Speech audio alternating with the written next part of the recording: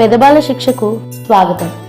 ముదాకరాత్తమోదకం సదా విముక్తి సాధకం కళాధరావతంసకం విలాసి లోకరక్షకం అనాయకైకనాయకం వినాశితే భదైత్యకం నతాసుభాసునాశకం నమామి తం వినాయకం. నదేతరాదిభీకరం నవోదితార్కభాస్వరం నమత్సురారినిచ్చరం నతాధికాపదుద్ధరం సురేశ్వరం నిధీశ్వరం గజేశ్వరం గణేశ్వరం మహేశ్వరం తమాశ్రయే పరాత్పరం నిరంతరం. సమస్తలోకశంకరం నిరస్తదైత్యకుంజరం దరేదరోదరం వరం వరే భవక్త్రమక్షరం. కృపాకరం క్షమాకరం ముదాకరం యశస్కరం మనస్కరం నమస్కృతాం నమస్కరోమి భాస్వరం. అకించనార్తిమార్జనం చిరంతనోక్తిభాజనం పురారి పూర్వనందనం సురారి గర్వచర్వణం. ప్రపంచనాశభీషణం ధనంజయాదిభూషణం కపోలదానవారణం భజే పురాణవారణం. నితాంతకాంతదంతకాంతిమంతకాంతకాత్మజం అచింత్యరూపమంతహీనమంతరాయ కృంతనం. హృదంతరే నిరంతరం వసంతమేవ యోగినాం తమేకదంతమేవ తం విచింతయామి సంతతం.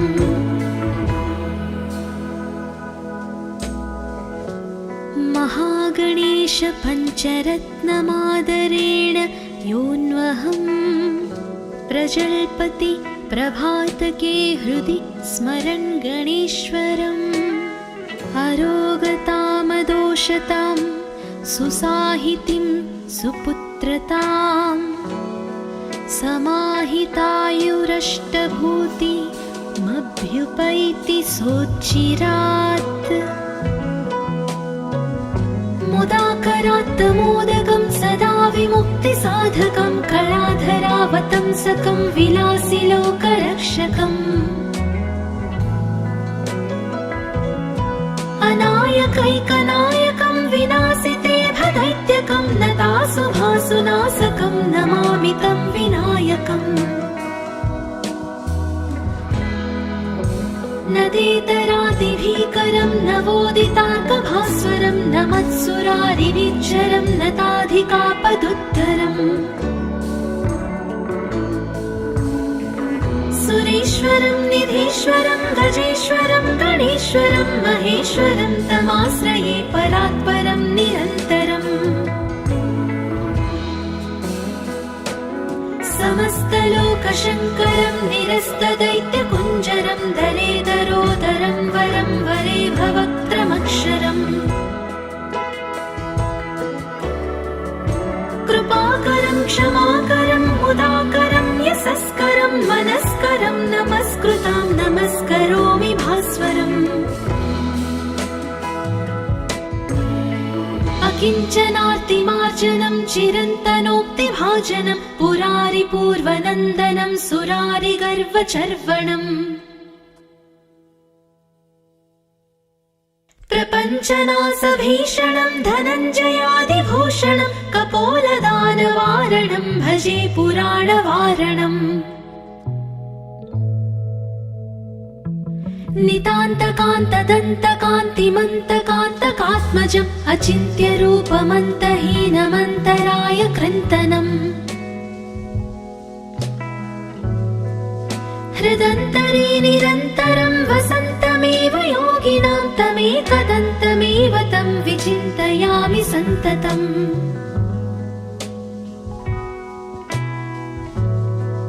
महागणेश पञ्चरत्नमादरेण योऽन्वहं प्रजल्पति प्रभातके हृदि स्मरन् गणेश्वरम्.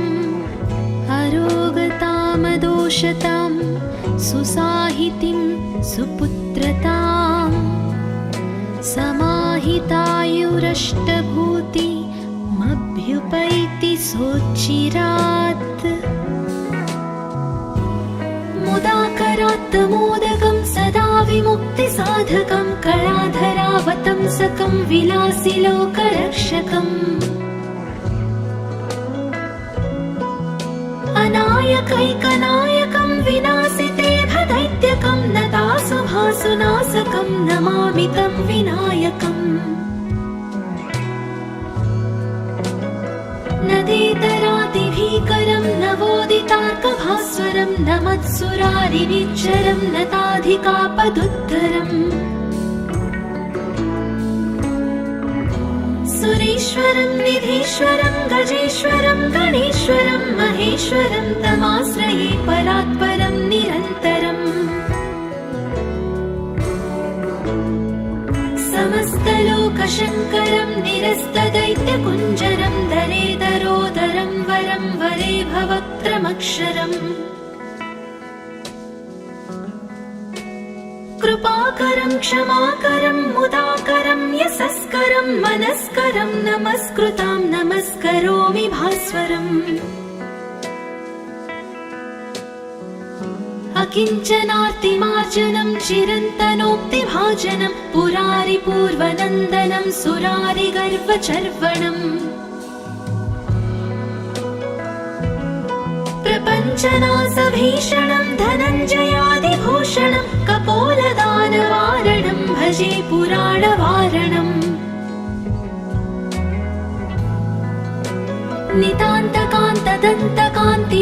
नितान्तकान्तदन्तकान्तिमन्तकान्तकात्मजम् अचिन्त्यरूपमन्तहीनमन्तराय कृन्तनम्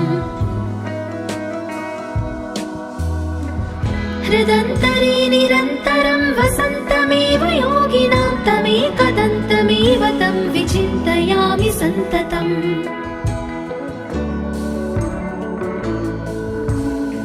महागणेश पञ्चरत्नमादरेण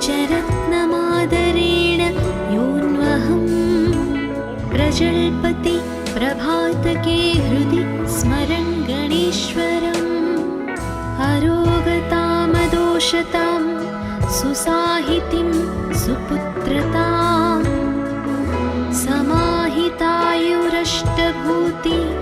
समाहितायुरष्टभूतिमभ्युपैति सोच्चिरात् मुदाकरात्तमोदकं सदा विमुक्तिसाधकं कलाधरावतंसकं विलासिलोकरक्षकम् अनायकैकनायकं विनाशितेभदैत्यकं नतासुभासुनाशकं नमामि तं विनायकम् नदीतरातिभीकरं नवोदितार्कभास्वरं नमत्सुरारिनिच्चरं नताधिकापदुद्धरम् सुरेश्वरं निधीश्वरं गजेश्वरं गणेश्वरं महेश्वरं तमाश्रये परात्परं निरन्तरम् समस्तलोकशङ्करं निरस्तदैत्यकुञ्जरं दरेदरोदरं वरं वरे भवक्त्रमक्षरम् कृपाकरं क्षमाकरं मुदाकरं यशस्करं मनस्करं नमस्कृतां नमस्करोमि भास्वरम् अकिञ्चनार्तिमार्जनं चिरन्तनोक्तिभाजनं पुरारिपूर्वनन्दनं सुरारिगर्वचर्वणम्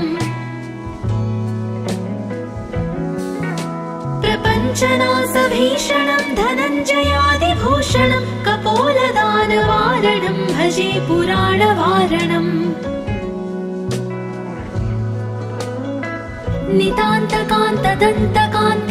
नितान्तकान्तदन्तकान्तिमन्तकान्तकात्मजम् अचिन्त्यरूपमन्तहीनमन्तराय कृन्तनम्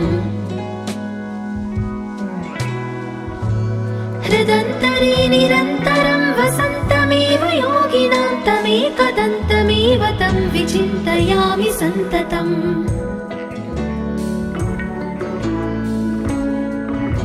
महा महागणेश पञ्चरत्नमादरेण योऽन्वहं प्रजल्पति प्रभातके हृदि स्मरन् गणेश्वरम् अरोगतामदोषतां सुसाहितिं सुपुत्रताम् समाहितायुरष्टभूतिमभ्युपैति सोच्चिरात् मुदाकरात्तमोदकं सदा विमुक्तिसाधकं कलाधरावतंसकं विलासिलोकरक्षकम् अनायकैकनायकं विनाशितेभदैत्यकं नतासुभासुनाशकं नमामि तं विनायकम् नदेतरादिभीकरं नवोदितार्कभास्वरं नमत्सुरारिनिच्चरं नताधिकापदुत्तरम् सुरेश्वरं निधीश्वरं गजेश्वरं गणेश्वरं महेश्वरं तमाश्रये परात्परं निरन्तरम् समस्तलोकशङ्करं निरस्तदैत्यकुञ्जरं दरेदरोदरं वरं वरे भवक्त्रमक्षरम् कृपाकरं क्षमाकरं मुदाकरं यशस्करं मनस्करं नमस्कृतां नमस्करोमि भास्वरम् अकिञ्चनातिमार्जनं चिरन्तनोक्तिभाजनं पुरारिपूर्वनन्दनं सुरारिगर्वचर्वणम् प्रपञ्चनासभीषणं धनञ्जयादिभूषणं कपोलदानवारणं भजे पुराणवारणम्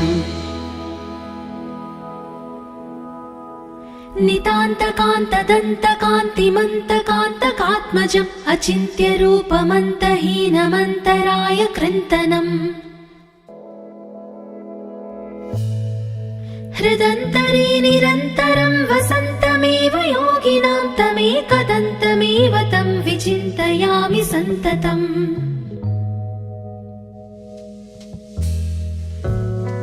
महागणेश पञ्चरत्नमादरेण योऽन्वहं प्रजल्पति प्रभातके हृदि स्मरन् गणेश्वरम् अरोगतामदोषतां सुसाहितिं सुपुत्रताम् समाहितायुरष्टभूतिमभ्युपैति सोच्चिरात् मुदाकरात्तमोदकं सदा विमुक्तिसाधकं कलाधरावतंसकं विलासिलोकरक्षकम्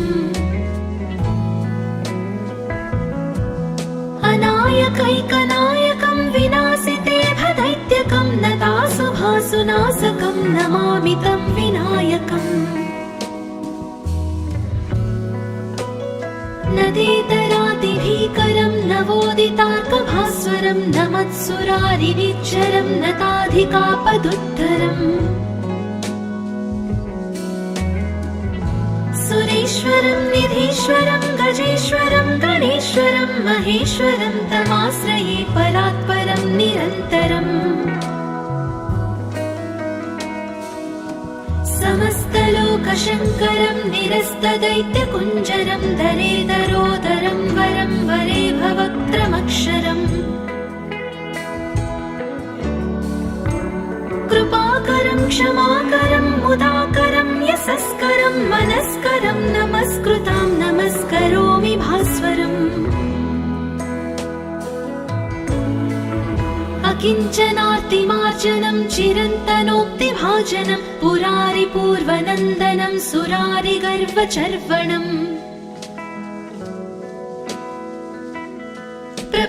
प्रपञ्चनासभीषणं धनञ्जयादिभूषणं कपोलदानवारणं भजे पुराणवारणम्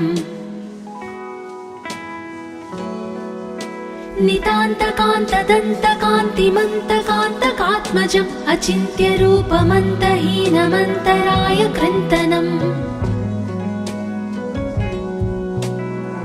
हृदन्तरे निरन्तरं वसन्तमेव योगिनां तमेकदन्तमेव तं विचिन्तयामि सन्ततम्।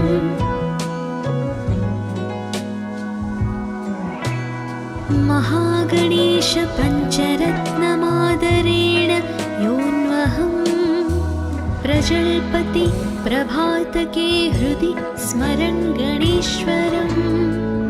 अरोगतामदोषतां सुसाहितिं सुपुत्रतां समाहितायुरष्टभूतिमभ्युपैति सोच्चिरात्।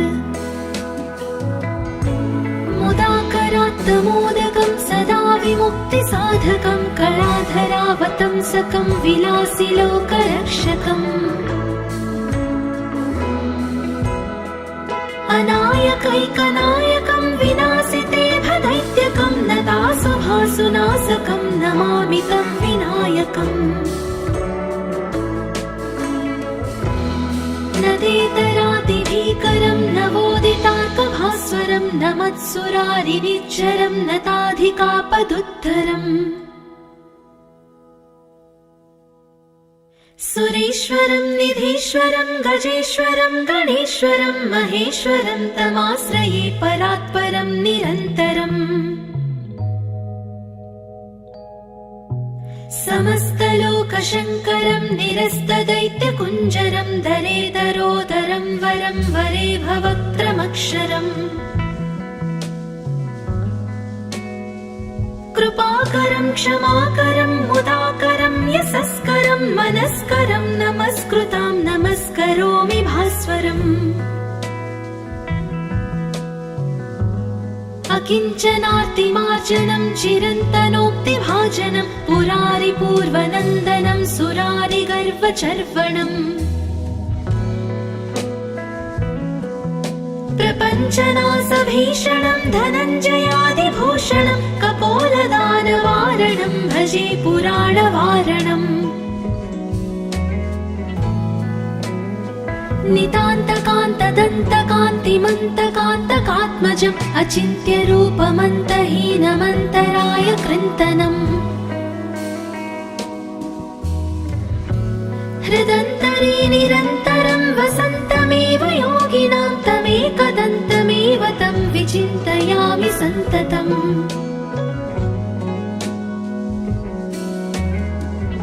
महागणेश पञ्चरत्नमादरेण योऽन्वहं प्रजल्पति प्रभातके हृदि स्मरन् गणेश्वरम्।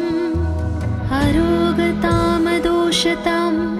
सुसाहितिं सुपुत्रतां समाहितायुरष्टभूतिमभ्युपैति सोच्चिरात्।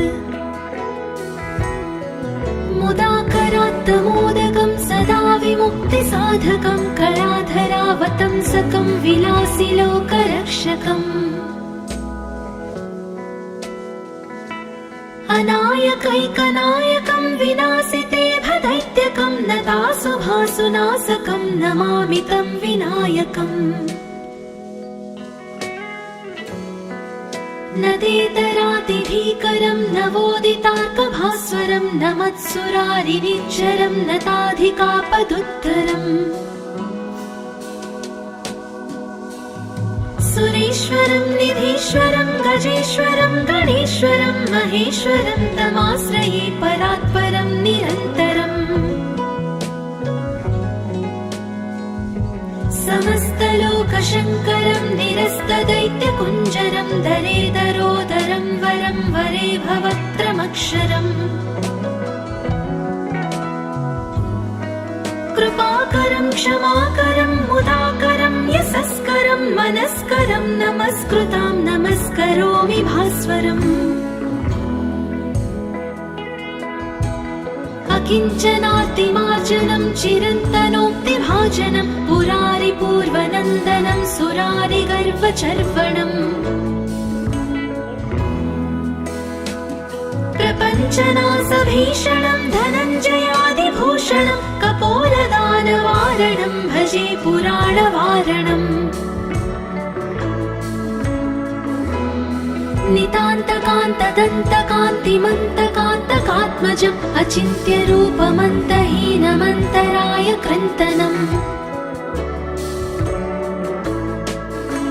हृदन्तरे निरन्तरं वसन्तमेव योगिनां तमेकदन्तमेव तं विचिन्तयामि सन्ततम्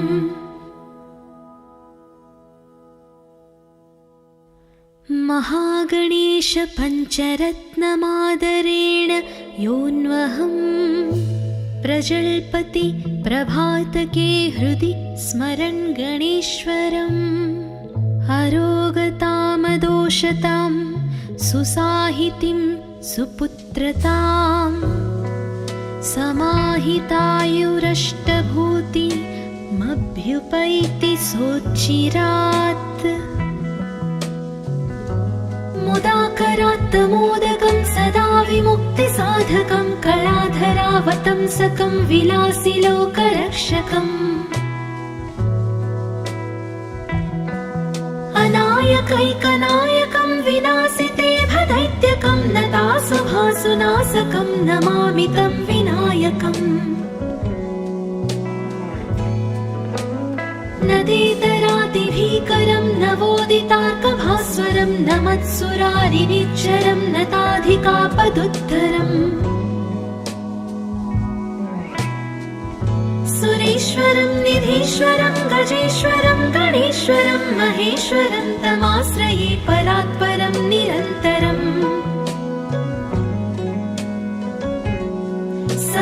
समस्तलोकशङ्करं निरस्तदैत्यकुञ्जरं दरेदरोदरं वरं वरे भवक्त्रमक्षरम्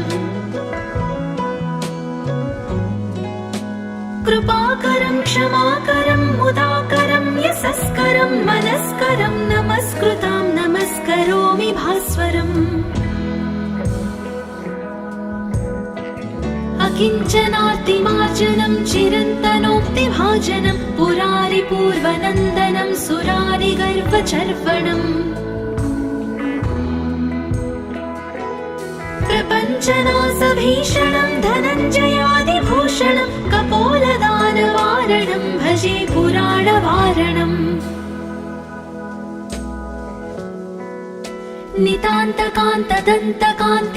नितान्तकान्तदन्तकान्तिमन्तकान्तकात्मजम् अचिन्त्यरूपमन्तहीनमन्तराय कृन्तनम्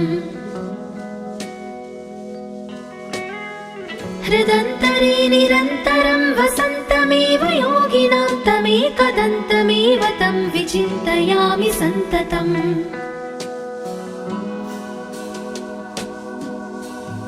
महागणेश पञ्चरत्नमादरेण योऽन्वहं प्रजल्पति प्रभातके हृदि स्मरन् गणेश्वरम् अरोगतामदोषतां सुसाहितिं सुपुत्रतां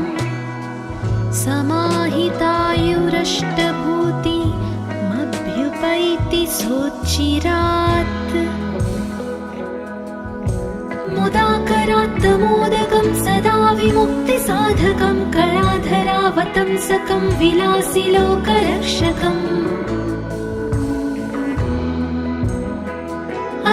अनायकैकनायकं विनाशिते भदैत्यकं नतासुभासुनाशकं नमामि तं विनायकम् नदेतरातिभीकरं नवोदितार्कभास्वरं नमत्सुरारिनिच्चरं नताधिकापदुत्तरम् सुरेश्वरं निधीश्वरं गजेश्वरं गणेश्वरं महेश्वरं तमाश्रये परात्परं निरन्तरम्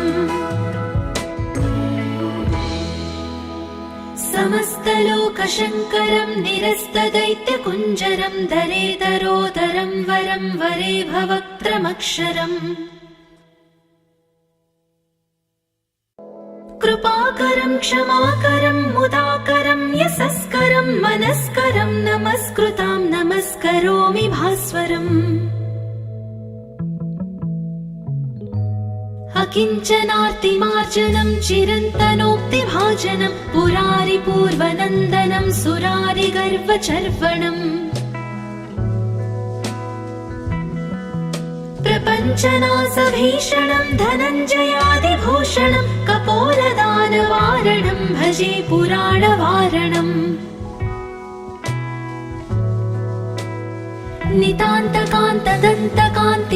नितान्तकान्तदन्तकान्तिमन्तकान्तकात्मजम् अचिन्त्यरूपमन्तहीनमन्तराय कृन्तनम् हृदन्तरे निरन्तरं वसन्तमेव योगिनां तमेकदन्तमेव तं विचिन्तयामि सन्ततम्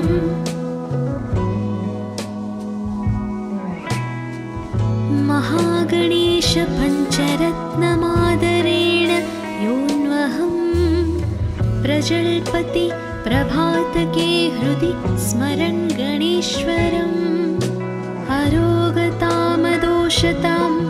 सुसाहितिं सुपुत्रतां समाहितायुरष्टभूतिमभ्युपैति सोच्चिरात् मुदाकरात्तमोदकं सदा विमुक्तिसाधकं कलाधरावतंसकं विलासिलोकरक्षकम् अनायकैकनायकं विनाशितेभदैत्यकं नतासुभासुनाशकं नमामि तं विनायकम् नदेतरातिभीकरं नवोदितार्कभास्वरं नमत्सुरारिनिच्चरं नताधिकापदुद्धरम् सुरेश्वरं निधीश्वरं गजेश्वरं गणेश्वरं महेश्वरं तमाश्रये परात्परं निरन्तरम् समस्तलोकशङ्करं निरस्तदैत्यकुञ्जरं दरेदरोदरं वरं वरे भवक्त्रमक्षरम् कृपाकरं क्षमाकरं मुदाकरं यशस्करं मनस्करं नमस्कृतां नमस्करोमि भास्वरम् अकिञ्चनातिमार्जनं चिरन्तनोक्तिभाजनं पुरारिपूर्वनन्दनं सुरारिगर्वचर्वणम् प्रपञ्चनासभीषणं धनञ्जयादिभूषणं कपोलदानवारणं भजे पुराणवारणम्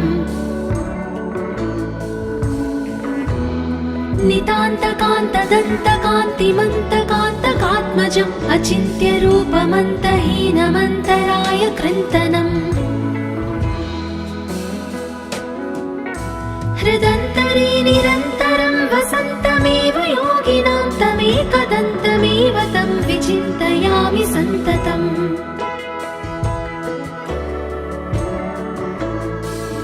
महागणेश पञ्चरत्नमादरेण योऽन्वहं प्रजल्पति प्रभातके हृदि स्मरन् गणेश्वरम् अरोगतामदोषतां सुसाहितिं सुपुत्रतां समाहितायुरष्टभूतिमभ्युपैति सोच्चिरात् मुदाकरात्तमोदकं सदा विमुक्तिसाधकं कलाधरावतंसकं विलासिलोकरक्षकम् अनायकैकनायकं विनाशितेभदैत्यकं नतासुभासुनाशकं नमामि तं विनायकम् नदेतरातिभीकरं नवोदितार्कभास्वरं नमत्सुरारिनिच्चरं नताधिकापदुद्धरम् सुरेश्वरं निधीश्वरं गजेश्वरं गणेश्वरं महेश्वरं तमाश्रये परात्परं निरन्तरम् समस्तलोकशङ्करं निरस्तदैत्यकुञ्जरं दरेदरोदरं वरं वरे भवक्त्रमक्षरम् कृपाकरं क्षमाकरं मुदाकरं यशस्करं मनस्करं नमस्कृतां नमस्करोमि भास्वरम्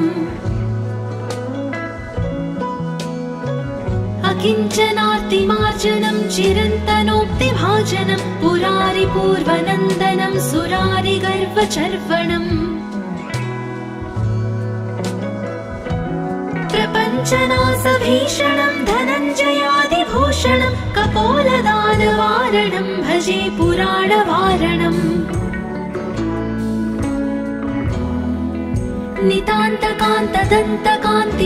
नितान्तकान्तदन्तकान्तिमन्तकान्तकात्मजम् अचिन्त्यरूपमन्तहीनमन्तराय कृन्तनम् हृदन्तरे निरन्तरं वसन्तमेव योगिनां तमेकदन्तमेव तं विचिन्तयामि सन्ततम्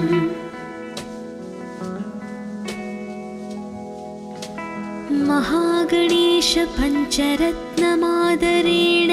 योऽन्वहं प्रजल्पति प्रभातके हृदि स्मरन् गणेश्वरम् अरोगतामदोषतां सुसाहितिं सुपुत्रतां समाहितायुरष्टभूति